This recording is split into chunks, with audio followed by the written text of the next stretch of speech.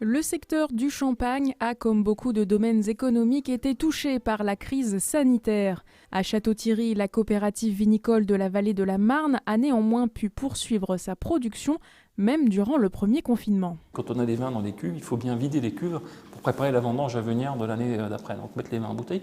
Donc le site ici a fonctionné.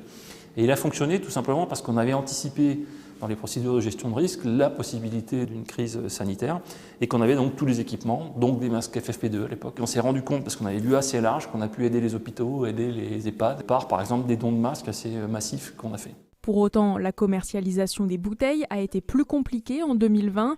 La Covama réalise 60% de ses ventes à l'export et 40% auprès des restaurants, cafés ou événements festifs en France. Les restrictions sanitaires ont évidemment eu un fort impact. Aucun avion qui vole, aucun restaurant qui est ouvert, aucun concert qui a lieu, ce qui est le cas lors du premier confinement et du deuxième aussi, il se trouve que c'est nos clients, ces gens-là. Donc on a eu et connu des pertes de chiffre d'affaires qui sont situées jusqu'à moins 80% à certaines périodes et plutôt moins 50% actuellement. Ce deuxième confinement semble donc moins préjudiciable pour la filière. Là, on a une partie de la distribution qui est ouverte. Certains pays qui ont des confinements très différents de ce qu'on connaît en France. Je prends l'exemple des États-Unis, la côte Est, la côte Ouest continuent à fonctionner à peu près correctement en termes commerciaux. Les pays nordiques du nord de l'Europe continuent à fonctionner.